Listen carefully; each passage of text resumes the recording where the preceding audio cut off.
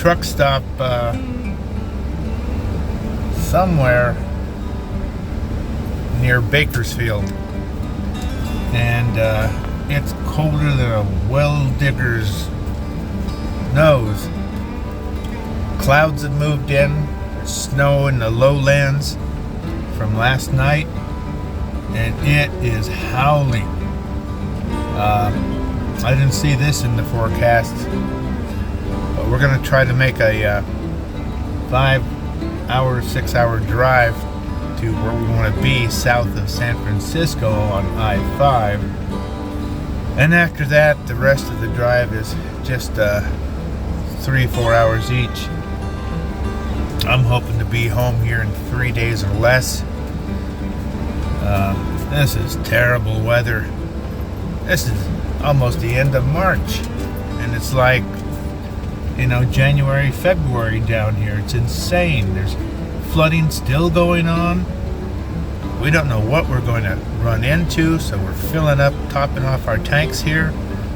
And it's like, I tell you, California is going through Armageddon. I think God's sending them a message. It's like, holy crap, people, get your shit together. And that's just my opinion. So, anyway, I'm waiting for my friend to get his coffee. I got my wired drink, which really boosts me up. But everybody is dressed like they're in some kind of Alaska storm. Oh, shoot. I would be so glad to get home, but then we got word from a friend at home that the snow level in Puget Sound is dropping to 500 feet this weekend. So it's like crap. It's like a winter that won't go away. I will be so glad to get home and off the road. I tell you, I am no nomad. That's for darn sure. Oh, there goes a huge tumbleweed right through the parking lot. That's interesting.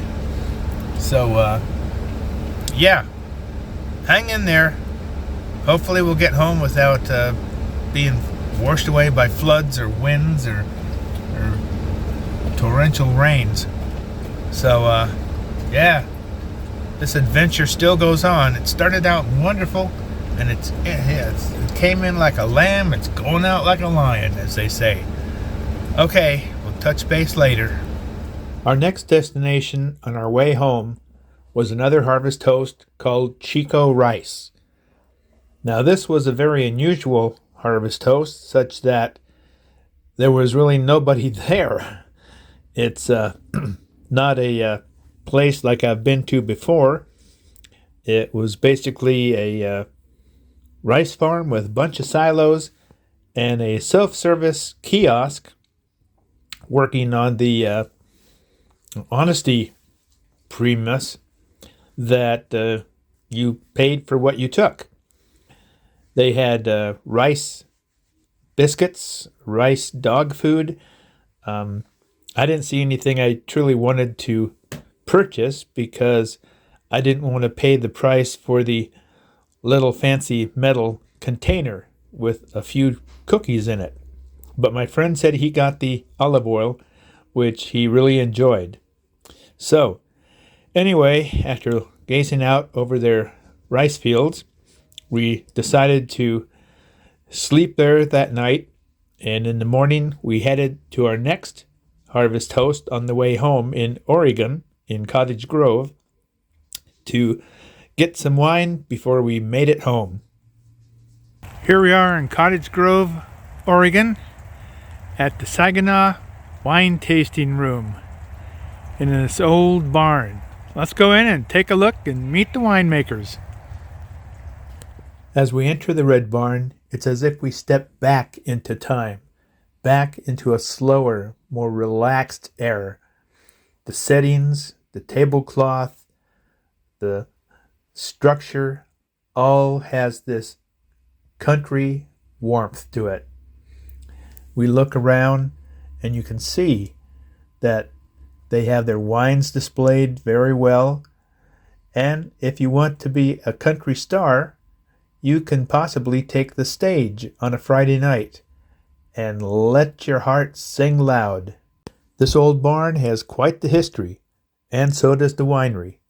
So let me go up here and ask the winemaker to explain their wines and the history of this wonderful little red barn. So welcome out to the Saginaw Vineyard, a nice little quaint winery north of Cottage Grove in the historic Red Barn out here in Saginaw, Oregon. We are a nice family-friendly, pet-friendly sort of winery with nice open area for live music on Fridays. We grow all sorts of different varieties of wine too. This barn I'm standing in is a historic red barn that was built about 1905, and it went through a few iterations. It was at first a dairy farm, and then it became a walnut orchard, and then finally the grapes were planted here in 1993. And some of the varieties we grow out here are the Estate Pinot Gris, some Mueller-Thurgau, Pinot Noir, and then we also have blueberries we grow out here, and a couple of sweet dessert wines, like a raspberry and blackberry wines that you see up there. We also grow varieties such as Maréchal Foch and Chardonnay and Riesling out here too. Those are fun wines with cult followings, and we have live music out here every Friday up there on that little stage just over my left shoulder back there.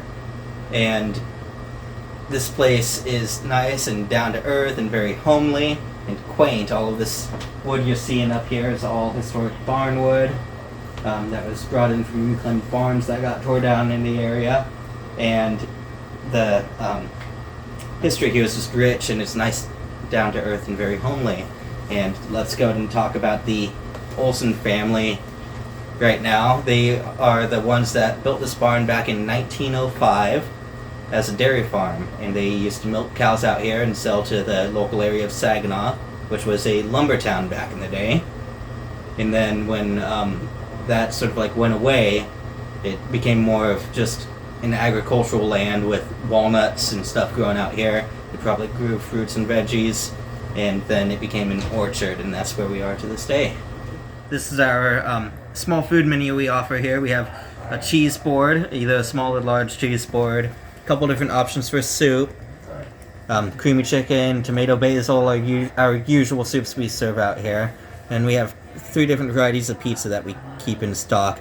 A cheese pizza, a double meat pizza with sausage and pepperoni, and a broccoli brie pizza, which is a lovely white sauce with broccoli florets and brie melted on top, nice and melty. Then for children and other folks who don't drink wine, we have some beer options and some non-alcoholic options for the kiddos.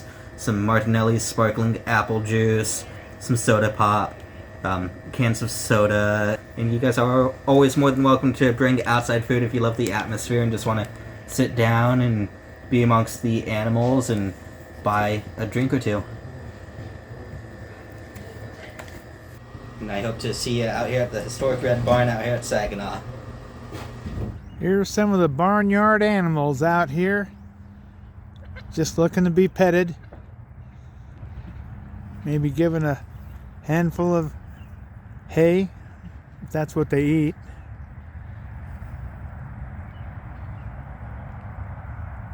Far, far over there is I-5 going north or south. And there's the old barn that the wine tasting room is in. Very comfortable, a great place to taste wine or maybe eat a little snack with your wine. And here's the parking area for the harvest hosts. It's been raining and sleeting and snowing here, so things are a bit damp. But it's one of the nicer places I've visited. Kind of out of the way and real comfortable. Kind of makes you feel like you're back on home on the ranch.